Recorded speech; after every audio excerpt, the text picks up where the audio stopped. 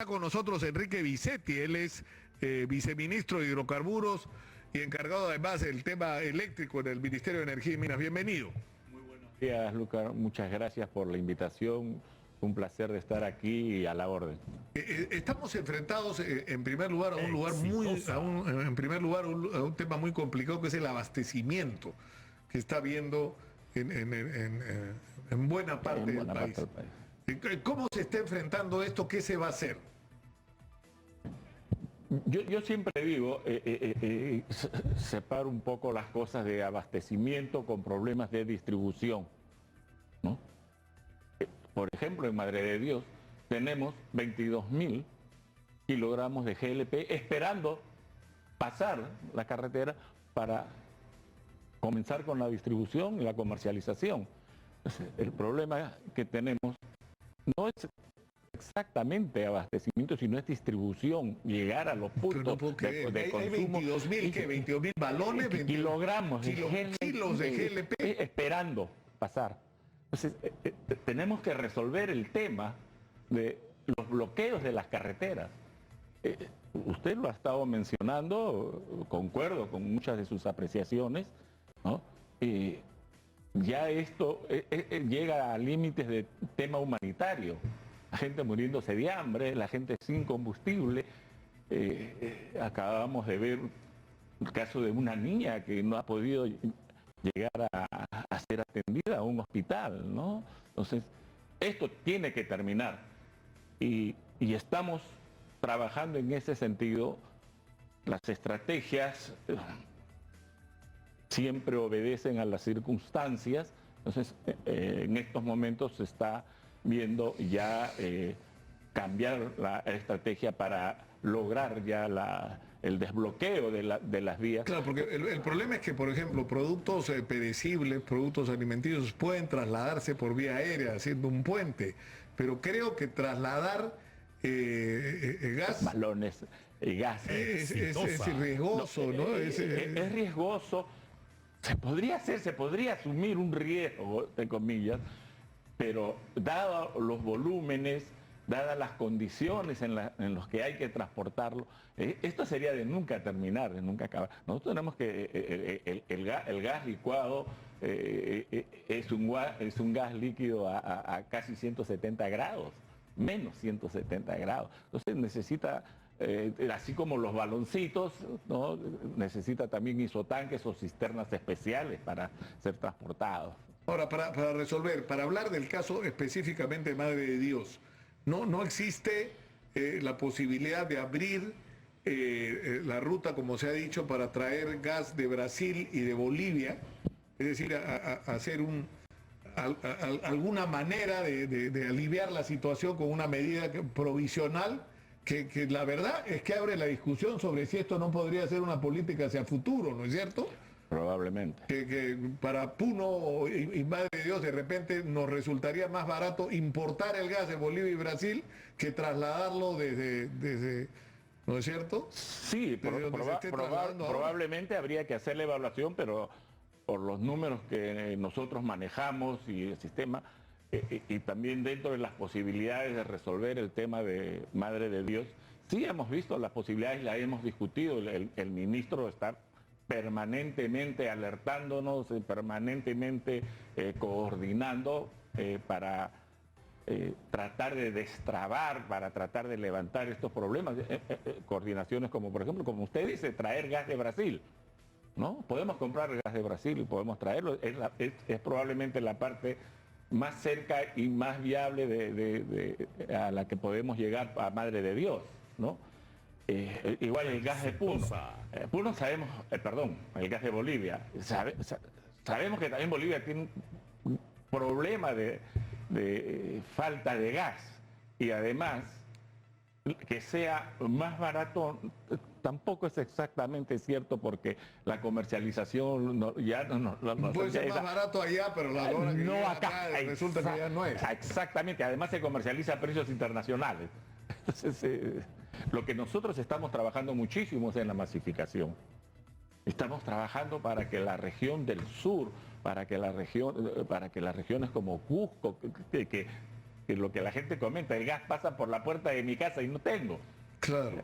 ¿No? Estamos trabajando. Cómo pasan los tubos llevándose el gas y cuando yo lo quiero comprar me cuesta pues impagable. Exacto. Señor Vicente, le voy a pedir disculpas, pero tenemos que ir a este tema del hospital en este momento con el viceministro de Energía, de Hidrocarburos, perdón, del Ministerio de Energía y Minas, con el señor Enrique Vicenti,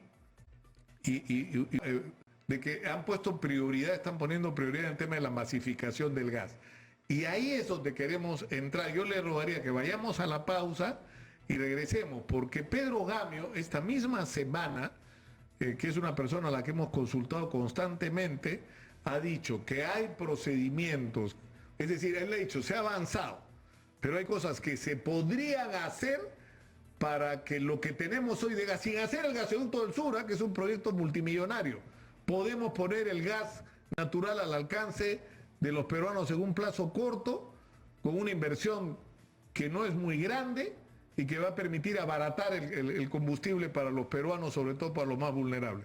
De eso quisiera que hablemos tras la pausa, señor Vicente, por favor, porque le interesa a todo el mundo ese tema. ¿Podemos tener gas más barato en nuestras casas y en general para la actividad económica, para el transporte? La respuesta es sí. Y la respuesta a ese interrogante la tiene usted, señor Vicente, por favor. Yo sé que quiere hablar de eso ahorita. Hagámoslo después de la pausa. Regresamos. Está con nosotros el ingeniero Enrique Vicenti. Él es viceministro de Hidrocarburos del Ministerio de Energía y Minas y estábamos a punto de entrar a conversar sobre el tema de la masificación del gas. Y Pedro Gamio, que recién me entero en el corte que es amigo suyo, además de colega, yo lo he invitado constantemente porque es una de las personas que más ha insistido sobre este tema. O sea, él ha dicho, hay que ponerle prioridad. Es absurdo que tengamos gas y que veamos cómo el gas pasa, se va supuestamente a México y Dios sabe dónde termina, ¿no es cierto? Pero no lo estamos usando para resolver los problemas de los peruanos, para el consumo, para la industrialización, etcétera. O sea, ¿qué están haciendo ustedes? ¿Cuánto hemos logrado avanzar en la masificación del gas y qué es lo que hay que hacer? Bien, hay muchas cosas por hacer, hay cosas que estamos haciendo, como por ejemplo,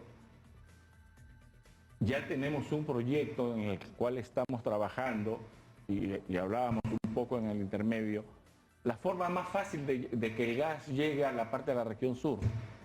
Nosotros este año estamos lanzando ya el proyecto para iniciar la construcción de 1.100 kilómetros de redes de gas para que lleguen a la región sur.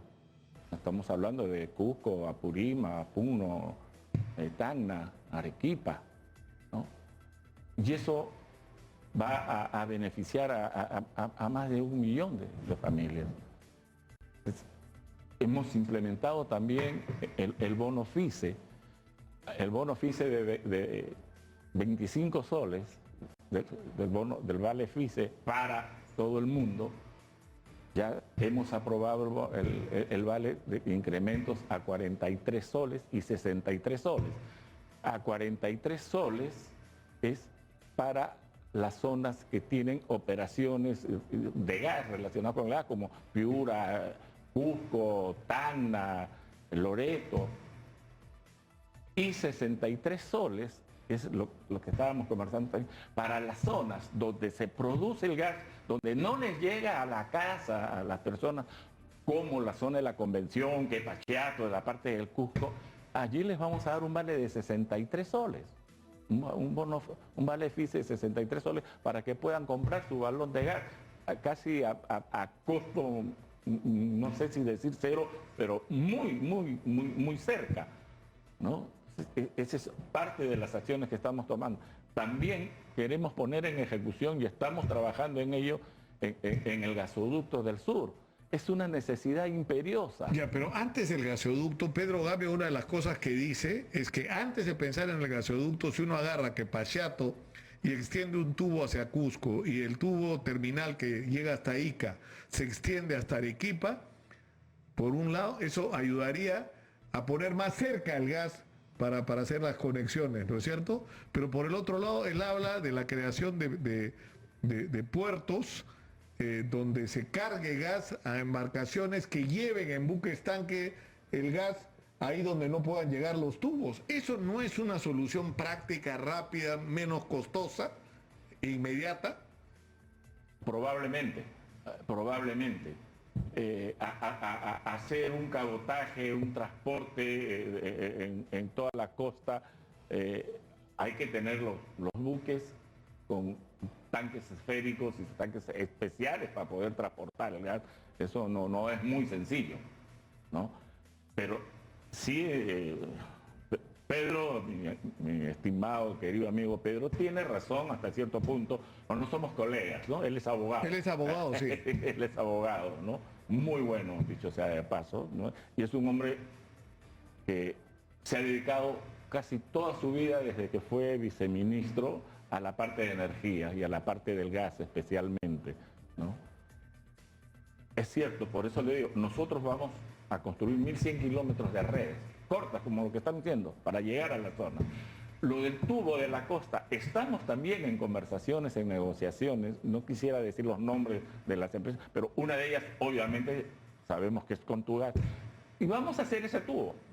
Hasta Arequipa. Hasta Arequipa. Ya estamos en conversaciones. Son acciones que estamos tomando, son decisiones que estamos tomando, que se pierden en los años, que se pierden en pero esa es la pregunta. Hablábamos ahora en el corte, cuando se descubren los yacimientos de Camisea, ¿cuánto fue? ¿El año 82, 83, 84? No sé.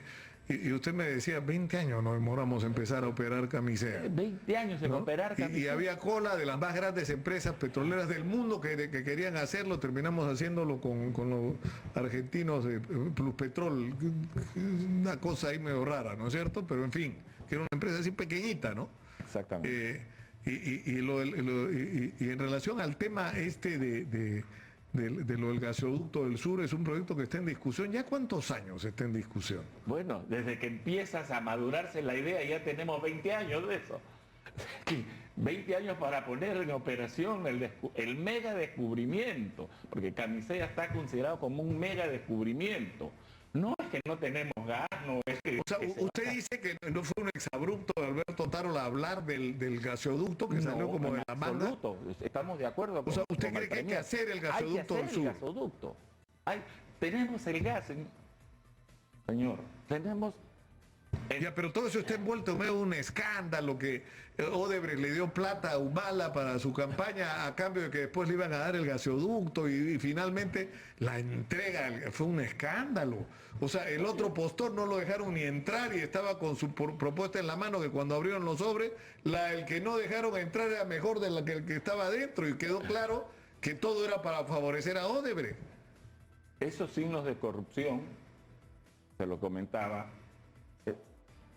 no va con nosotros, no va con el pensamiento de nuestra presidenta. Acuérdense que la presidenta ha hecho jurar a todos los ministros con algo muy especial, no corrupción.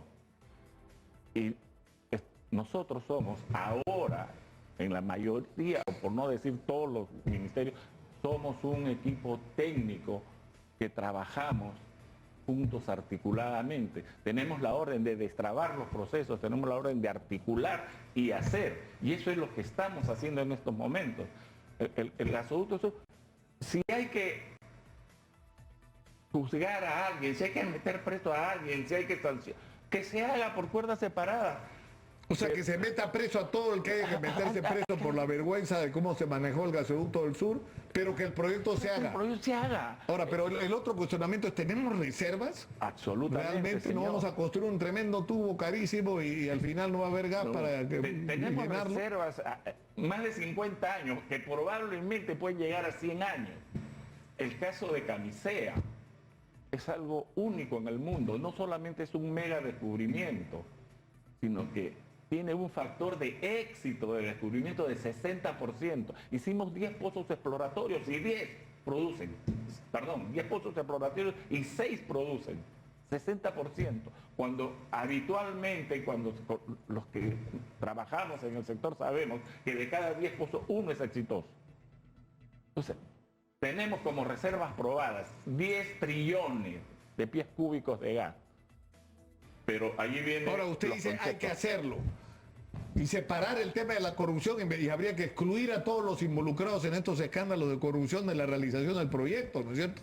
Y hacer un proyecto limpio y transparente. Ahora, ¿y cuál sería el beneficio para los peruanos? ¿Qué cosas se puede hacer si se tiende ese gasoducto del sur? Lo podemos separar en aspectos económicos, lo podemos separar en el aspecto de facilidades, podemos separarlo en contaminación ambiental, en la parte económica. Usar el gas, por ejemplo, para la generación eléctrica, nos significa un ahorro de 70%, entre 40 y 70% de la tarifa. En la cuestión ambiental y la parte social, nuestra gente tenemos más de 50 y tantos % de gente que todavía en el sur cocina a leña, a carbón. O sea, usted dice, eso permitiría masificar el gas de una manera extraordinaria. Y el tema el uso industrial del gas. Bueno, ese es un tema muy importante para nosotros. Yo como ingeniero petróleo, petroquímico, para mí la masificación del gas, para nosotros, no solamente es el gas a domicilio, es lo que usted justo acaba de mencionar, es para la zona industrial también. Tenemos que tener los generadores para la generación eléctrica a gas. Eso significa un ahorro, como le hablo en las tarifas, al final como de 70% en las tarifas. Un complejo petroquímico, cuando estamos hablando de la construcción del tubo a la costa, estamos hablando también de la construcción de un complejo petroquímico en el sur y podemos hacer otro en el norte y podemos tener otro Camisea, pero tenemos que hacerlo y eso es en lo que nosotros estamos enfrascados. Ahora somos un equipo técnico. El ministro...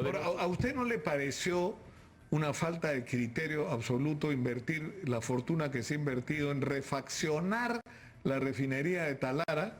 Porque yo he escuchado a varios especialistas que me decían, te compras una nueva, te sale más barato, primero.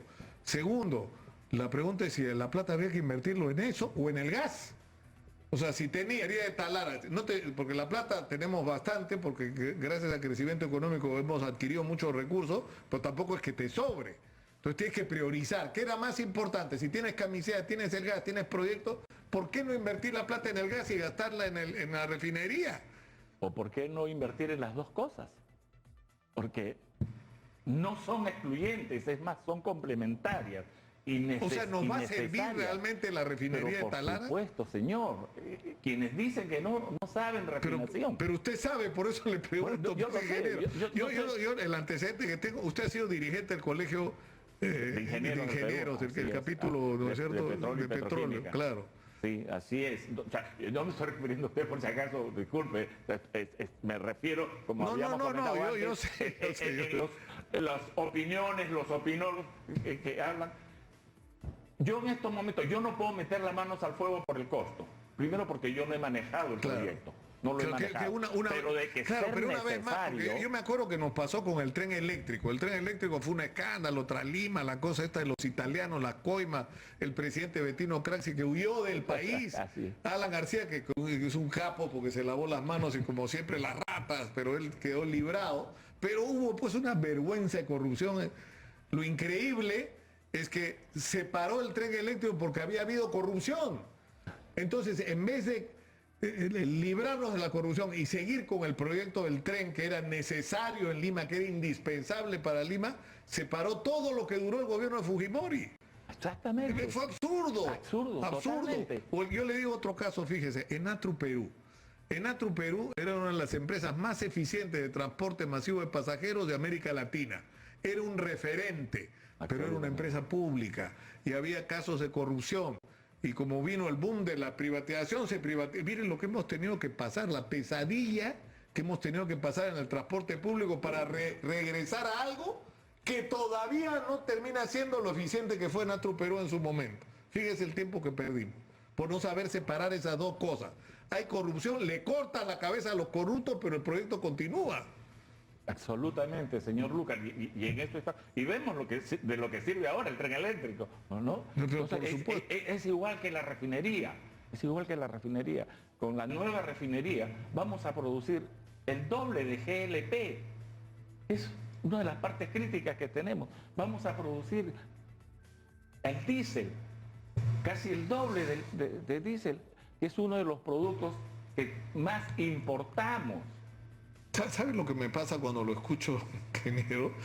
Es decir, yo tengo la impresión de que usted, acabo de hablar con el ministro de Economía, es decir, son gente técnica, son gente de buena voluntad, que quiere, ¿no es cierto?, hacer, que no solo que quiere hacer cosas, sino sabe lo que hay que hacer, digamos, porque usted sabe lo que hay que hacer en su sector.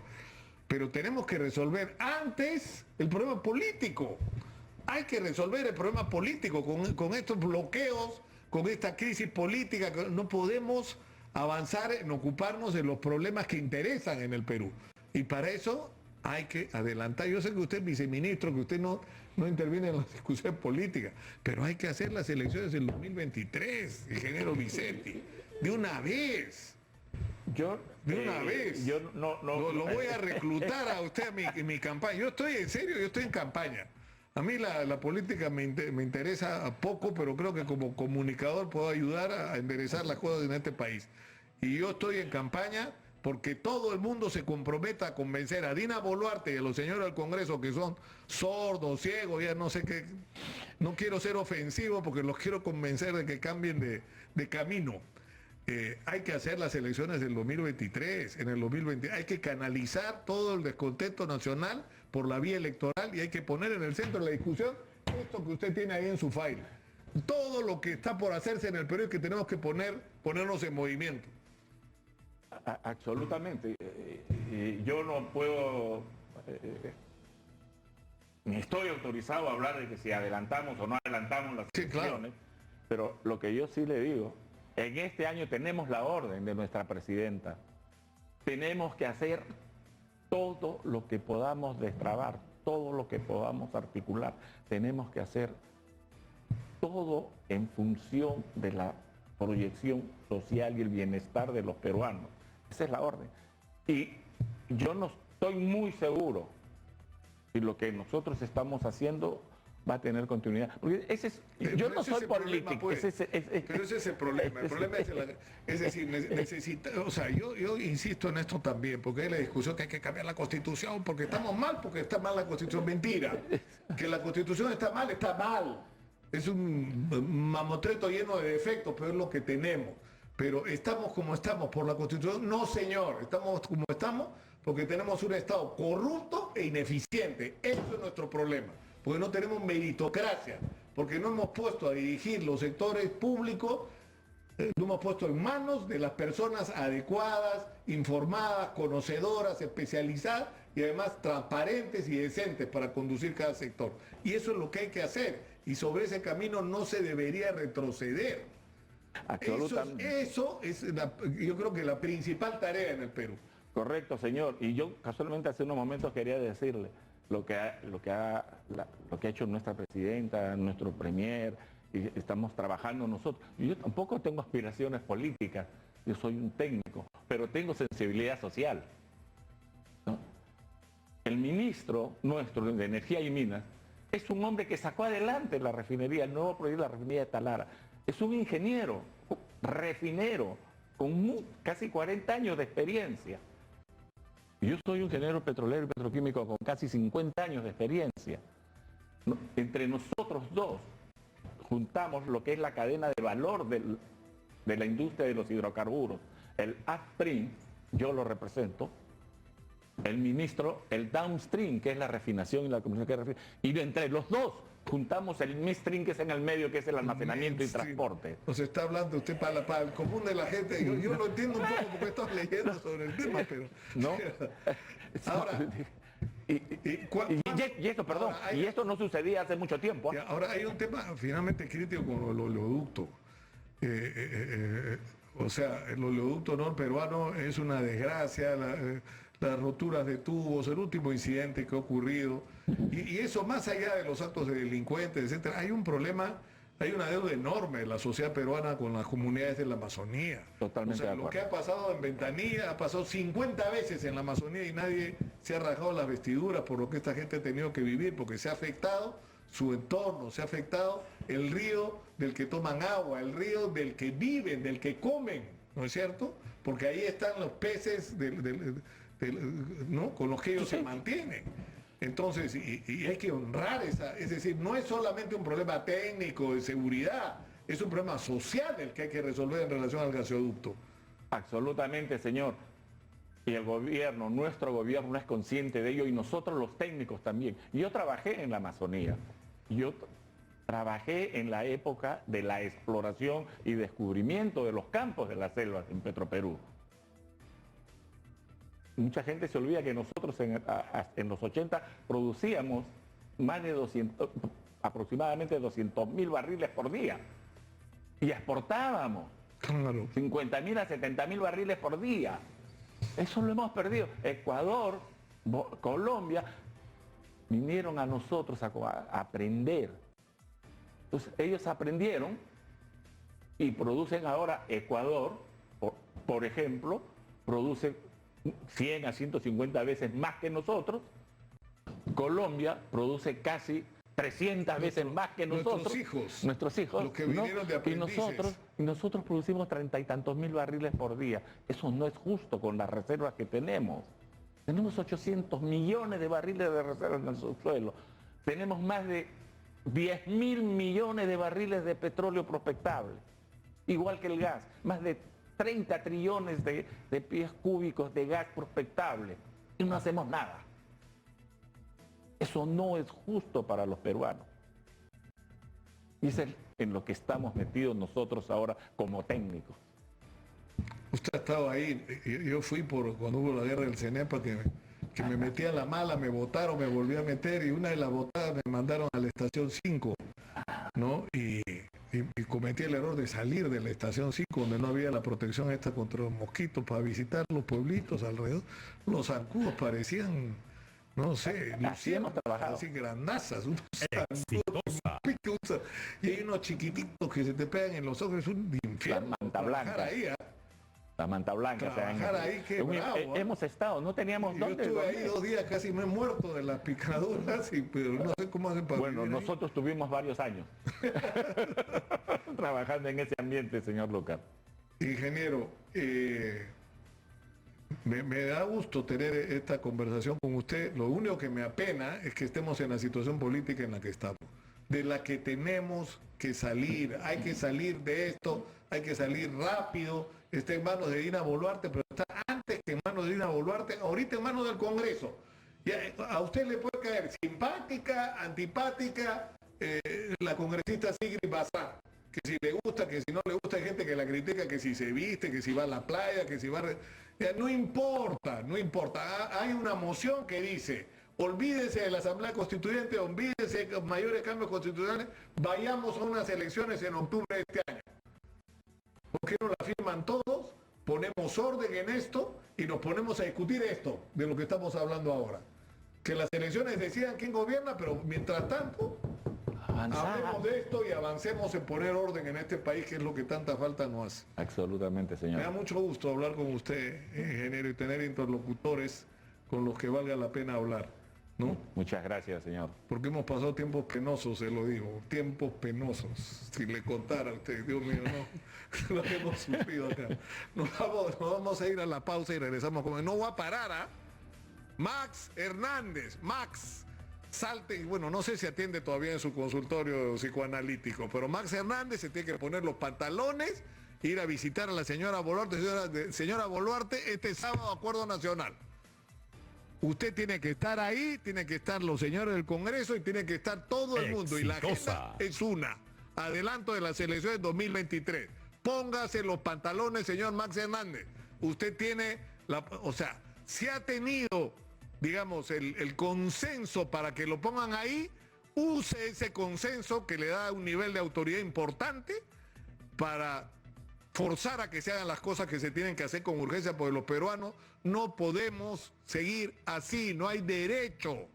Lo está sufriendo la gente más pobre, la gente más humilde, la gente que ya se olvidaron de que, ¿se acuerdan ustedes cuando decía, lávate la mano? Y había gente que no tenía agua en su casa.